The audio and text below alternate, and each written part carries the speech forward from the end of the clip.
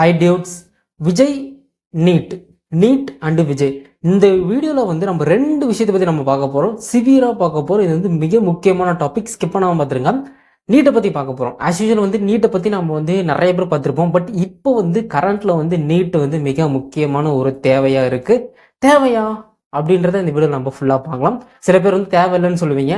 நான் சொன்னதுக்கப்புறம் நீங்களே வந்து ஒரு டிசிஷன் நீங்கள் வந்து சொல்லுவீங்க. அண்ட் தென் விஜய் பற்றி நம்ம பார்க்க போகிறோம். விஜய் பற்றி எதுக்கு நம்ம பார்க்கணும்னு கேட்டிங்கன்னா, விஜய் வந்து ஒரு 1 இயருக்கு முன்னாடி சரிங்களா, அப்போ தான் வந்து அவர் ஆரம்பித்தார். கட்சி ஆரம்பிக்கலைங்க.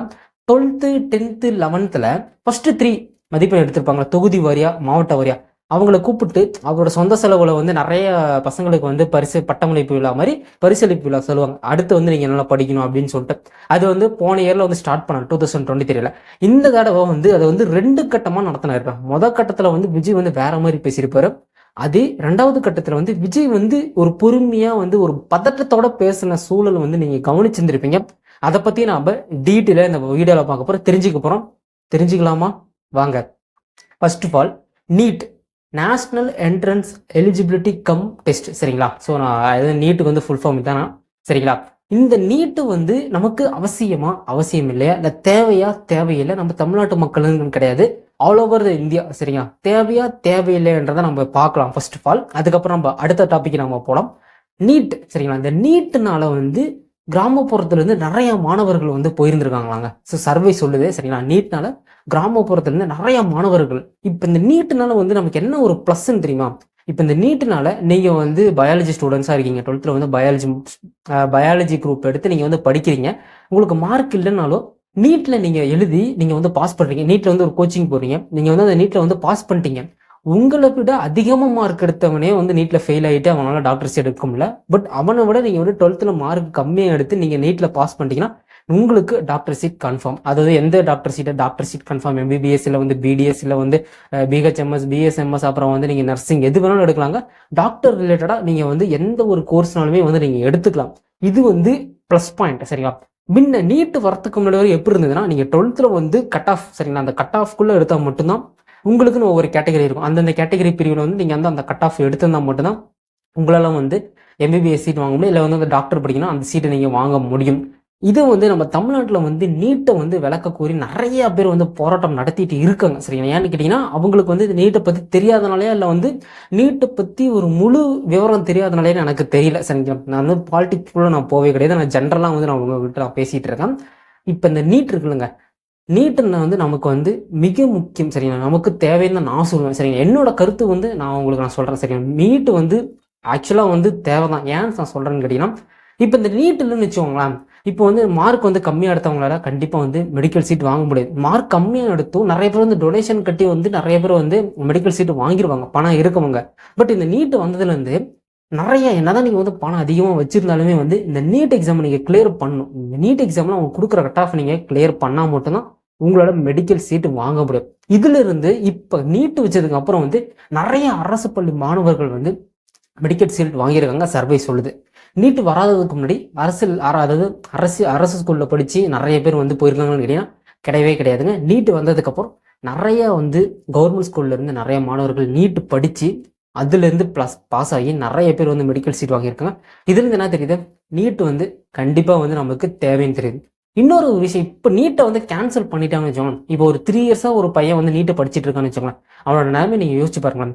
இப்போ 12th முடிச்சுட்டு நிறைய பேர் வந்து காலேஜ் போவாங்க. அந்த காலேஜில் 3 இயர்ஸாக அவன் நீட்டு படிக்கிறான்னா, திடீர்னு அவன் 3 இயர்ஸ் கழிச்சு அவன் வந்து வேற ஏதாவது காலேஜ் போகணும்னா அவனுக்கு எப்படி இருக்கும் சரிங்களா. ஏஜ் வந்து ரொம்பவே வந்து அதிகமாக இருந்திருக்கும்.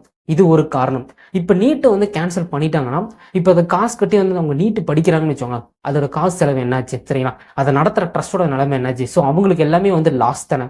ஸோ நீட்டை வந்து இங்கே வந்து கேன்சல் பண்ண வேணாம் நான் சொல்லவே கிடையாது. அவசியம் இல்லையான்றதை நான் சொல்ல போகிறேன். நான் வந்து சொல்லிட்டேன் சரிங்களா. நீட்னால வந்து என்ன ப்ளஸ் இருக்குன்ட்டு. ஸோ மைனஸ் எதுவுமே கிடையாதுங்க. ஸோ நீட்னால மைனஸ் எதுவுமே கிடையாது. நிறைய பேர் நீங்கள் வந்து தற்கொலை பண்ணியிருப்பாங்க நீட்னால, நீங்கள் வந்து கேள்விப்பட்டு இருந்திருப்பீங்க. அதுவே மெடிக்கல் சீட் இல்லாமல் நிறைய பேர் வந்து தற்கொலை பண்ணியிருப்பாங்க. ஸோ 12th அதிகமாக மார்க் எடுத்து நிறைய பேர் வந்து மெடிக்கல் சீட் வாங்க முடியாமல் நிறைய பேர் தற்கொலை பண்ணியிருக்காங்க. இதை விட அது அதிகமாக தற்கொலை பண்ணியிருக்காங்க. நீங்கள் நல்லா ரிசர்ச் பண்ணி பார்த்தீங்கன்னு வச்சுக்கோங்களேன், உங்களுக்கே புரியும் சரிங்களா. ஸோ இதனால் என்னோட கருத்து என்னன்னு கேட்டிங்கன்னா, நீட்டு வந்து அவசியம் இல்லையான்னு கேட்டால் என்னோட ஒப்பீனியன் வந்து 75 to 25ங்க சரிங்களா. நான் வந்து நீட்டை வந்து அவசியம் தான் நான் சொல்லுவேன் சரிங்களா. இப்போ நீட்டை பற்றி பார்த்தாச்சு. அடுத்து விஜய், சரியா? ஸோ விஜய் வந்து இந்த 12th 11th 10th வந்து ஃபர்ஸ்ட் 3 மதிப்பெண் எடுத்தவங்களுக்கு வந்து அவரோட கையினான சொந்த செலவுனால வந்து ஒரு பாராட்டு விழா, ஒரு பட்டமளிப்பு விழா தமிழக வெற்றி கழகம் சார்பில் வந்து நடத்தினாங்க 2024. 2023 வந்து அவர் ஸ்டார்ட் பண்றாரு. அப்போ வந்து அவர் கட்சி ஆரம்பிக்கல, சரிங்களா? அப்பதான் வந்து அவர் வந்து அரசியலுக்கு வருவாரா வரமாட்டாருன்னு சொல்லிட்டு ஒரு சூழ்நிலை இருந்தது. அது நடத்தி முடிச்சதுக்கு அப்புறம் கட்சி ஆரம்பிச்சாரு. கட்சியை வந்து டெல்லியில போயிட்டு புக் பண்ணிட்டாரு. கட்சியோட நேமும் வந்து அறிவிச்சிட்டாரு, தமிழக வெற்றி கழகம் டிவிகேன்னு. இப்ப கட்சி ஆரம்பிச்சதுக்கு அப்புறம் வந்து ஒரு ஹீரோவா இல்லாம ஒரு கட்சியோட தலைவர், அந்த தலைவரே அவர் தாங்க. ஸோ விஜய் தான் அந்த கட்சியோட தலைவர். ஒரு தலைவரா இந்த ஆண்டு வந்து 2 கட்டமா, அதாவது முதல் கட்டம் வந்து ஒரு இதுக்கு, 2வது கட்டம் வந்து இன்னொரு நாளா நடத்தினது. அதாவது 28ல வந்து போன மந்த் 28 வந்து ஃபர்ஸ்ட் கட்டமா பரிசீலனை விழா நடத்தினது. அதுக்கப்புறம் வந்து இந்த மந்த் வந்து நடத்தினாங்க. முதல் கட்டத்துல வந்து அவர் நிறைய விஷயத்தை பத்தி பேசியிருந்திருப்பார். போதைப் பொருளை பத்தி பேசியிருந்திருப்பாரு, நல்ல தலைவர்களை பத்தி பேசியிருந்திருப்பாரு. அதாவது நம்ம நாட்டுக்கு நல்ல தலைவர்கள் வரணும், அப்புறம் வந்து எல்லாருமே வந்து மெடிக்கல் இன்ஜினியரிங் மட்டும் போகக்கூடாது, எல்லா துறையிலையும் வந்து சாதிக்கலாம், இந்த மாதிரி நிறைய ஏகப்பட்ட விஷயத்தை எல்லாமே வந்து பேசியிருந்திருப்பாரு. அப்படியே நீங்க அடுத்த கட்டம், சரிங்களா, அதாவது 2வது கட்டமா பரிசீலனை விழா நீங்க பாத்தீங்கன்னு வச்சுக்கோங்களேன், அவரு கொஞ்சம் பதட்டத்தோட பேசுற மாதிரி இருக்கும். நீட்டை பத்தி அவர் வந்து பேசியிருந்திருப்பாரு. நீட்டு வந்து நமக்கு வந்து தேவை இல்லை அப்படின்னு சொல்லிட்டு நம்ம திமுக அரசு சார்பில், அதாவது சப்போர்ட் பண்ணி பேசுற மாதிரி வந்து அவர் வந்து பேசியிருந்திருப்பார். ஒன்றிய அரசு, அதாவது மத்தியில் இருக்க ஒன்றிய அரசு பாஜக அரசை பத்தி அவர் வந்து இதா பேசியிருந்திருப்பார், சரிங்களா? அதனால என்ன, நமக்கு நிறைய பேர் என்ன சொல்லிட்டாங்கன்னா, விஜய் வந்து அரசியலுக்கு வந்தாரு, சரிங்களா? ஸோ விஜய் வந்து அரசியலுக்கு வந்தாரு. இப்போ ஏன் வந்து விஜய் வந்து திரும்ப வந்து திமுகவுக்கு சப்போர்ட் பண்ற மாதிரின்னு சொல்லிட்டு நிறைய பேர் வந்து நெட்டிசன்கள் வந்து இது பண்ணிட்டு இருக்காங்க. அது அவரோட தனிப்பட்ட கருத்து, சரிங்களா? ஸோ அவர் வந்து ஆதரவா பேசுறாரு, பேசல, இதுக்கு பின்னாடி வந்து என்ன நடக்குன்னு நம்ம இது பேச போறதில்ல. முதல் கட்ட பரிசளிப்பு விழாவில் வந்து விஜய் வந்து ரொம்ப வந்து சூப்பராகவே பேசியிருந்திருப்பாருங்க. ஏகப்பட்ட விஷயத்தை பற்றி ஷேர் பண்ணியிருந்திருப்பாரு. ஒரு 10 மினிட்ஸ் வந்து பேசியிருந்திருப்பாரு. ஏகப்பட்ட விஷயத்தை பற்றி பேசியிருப்பாரு. நோ ட்ரக்ஸ், அப்புறம் வந்து இப்போ ஆட்சி பற்றி நான் பேச போகிறது கிடையாது, கட்சி பற்றி நான் பேச போகிறது கிடையாதுன்னு சொல்லிட்டு செம்மையாக பேசியிருந்திருப்பாருங்க. ஸோ அந்த பேச்சில் வந்து நிறைய பேர் விஜய் தளபதி ரசிகர்கள் எல்லாருமே வந்து செம்மையாக ஹாப்பியாக இருந்திருப்பாங்க. அதுவே நீங்க செகண்ட் கட்ட பரிசளிப்பு விழா அப்படியே வந்து ரொம்ப வந்து சைலண்டா பேசுன மாதிரி தான் எனக்கு இருந்தது, சரிங்களா? உங்களுக்கு எப்படி இருந்தது கீழே கமெண்ட் செக்ஷன்ல கமெண்ட் பண்ணுங்க. ஸோ அவரோட வீடியோ கூட யூடியூப் சேனல்ல இருக்கு, நீங்க போய் பாருங்க. ரொம்ப வந்து சைலண்டா பேசியிருந்திருப்பாரு. நீட்டு வந்து தேவை, அதாவது நம்ம இப்ப இருக்க, அதாவது திமுக ஆட்சி தான் இப்ப இருக்கு, அதுக்கு சப்போர்ட் பண்ணி பேசியிருந்திருப்பாரு. இப்ப இருக்க நம்ம ஆட்சி வந்து அதுக்கு வந்து நல்ல நடவடிக்கை எடுத்துக்கொண்டு இருக்கிறார்கள் சொல்லிட்டு நம்ம திமுக வந்து சேர்த்து வச்சு பேசாம, திமுகவுக்கு சப்போர்ட் பண்ற மாதிரியும் பேசாம, இல்ல சப்போர்ட் பண்ணாத மாதிரியும் பேசாம நடுநிலையா பேசிட்டு போயிருந்திருப்பாரு. இதுக்கப்புறம் நிறைய பேர் வந்து நெட்டிசன்கள் என்ன சொல்லியிருக்காங்கன்னா, ஐயோ விஜய் எதுக்கு நீங்க வந்து கட்சி ஆரம்பிச்சீங்க, எதுக்கு நீங்க இப்படி வந்து பயப்படுறீங்க, அப்படி இப்படின்னு சொல்லிட்டு நிறைய நெட்டிசன்கள் வந்து கீழே வந்து கமெண்ட் செக்ஷன்ல நீங்களே பார்த்துட்டு இருப்பீங்க. ஸோ அது வந்து தனிப்பட்ட கருத்து, சரியா? ஸோ விஜய் வந்து பேசுறது தனிப்பட்ட கருத்து. அதுக்கு பின்னாடி வந்து அவருக்கு தான் தெரியும், சரி என்ன ப்ராப்ளம்னு சொல்லிட்டு அது அவருக்கு தாங்க தெரியும், சரியா? ஸோ இதுல இருந்து நமக்கு என்ன தெரியுதுன்னா, விஜய் வந்து அரசியல் கட்சி ஆரம்பிச்சாரு, இது பண்ணிட்டாரு. அவரு அரசியலுக்கு வருவாரா வரமாட்டாருன்றது இப்போ வந்து சந்தேகமா எழுது. அவர் அந்த செகண்ட் கட்ட பரிசீலனையால பேசுனதை வச்சு அவரு வந்து வருவாரா வரமாட்டான்றது இப்ப டவுட்டாவே ஆறிச்சுங்க. அப்போ வந்து வருவாரா வரமாட்டான்றது டவுட்டா இருந்தது. இப்போ வந்து கட்சி ஆரம்பிச்சு அந்த கட்சியை வந்து நம்ம மேலிடத்துக்கு இது பண்ணி புக் பண்ணிட்டாங்க, சரிங்களா? ஒரு கட்சி இருக்குன்னு சொல்லிட்டு தமிழக வெற்றி கழகம் பேரே வச்சுட்டாங்க. இப்ப அவர் வந்து அரசியலுக்கு பாய் பாய் சொல்ல போறாரா இல்லையான்றதான் இப்போ வந்து தமிழ்நாட்டில் வந்து மிகவும் பேசும் பொருளா இருக்கு. மேபி வந்து நம்ம ரஜினி வந்து ஆரம்பிச்சாருங்க, கட்சி ஆரம்பிக்கல, ரஜினி வந்து அரசியலுக்கு வரான்னு சொல்லிட்டு இருந்தாரு. அதுக்கப்புறம் வந்து தவிர்க்க முடியாத காரணத்தால வந்து ரஜினியால வர முடியல.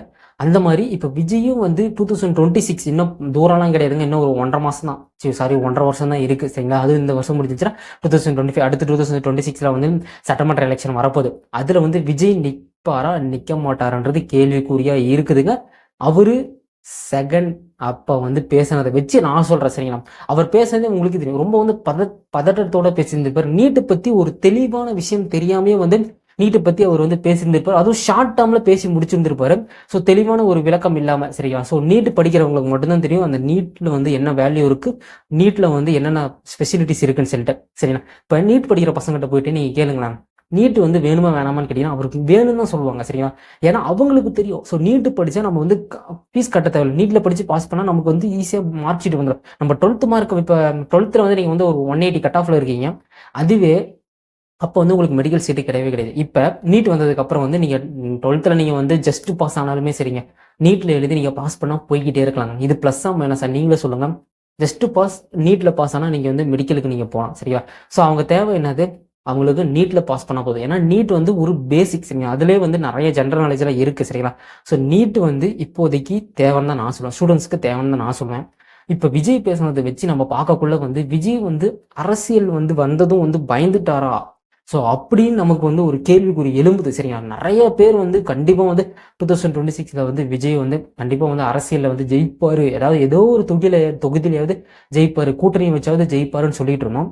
இப்போ விஜய் வந்து அரசியலுக்கு வந்து ரொம்ப வந்து பயப்படுறாரு. ஸோ அவர் வந்து மேபி வந்து பாய் பாய் சொல்லிட்டு போயிடுவாரா அரசியலுக்கு அப்படின்னு சொல்லிட்டு இப்போ வந்து கள நிலவரங்கள் சொல்லுது, அரசியல் கள நிலவரங்கள் சொல்லுது. அதை தான் நான் உங்களுக்கு ஷேர் பண்ணேன். இந்த 2 விஷயத்தை பற்றி நான் தெளிவாக சொல்லிட்டேங்க. இந்த 2 விஷயத்தில் உங்களுக்கு உங்களோட கருத்து என்னன்றதை கீழே மறக்காமல் கமெண்ட் செக்ஷனில் கமெண்ட் பண்ணுங்கள். Stay safe and stay happy. Tata.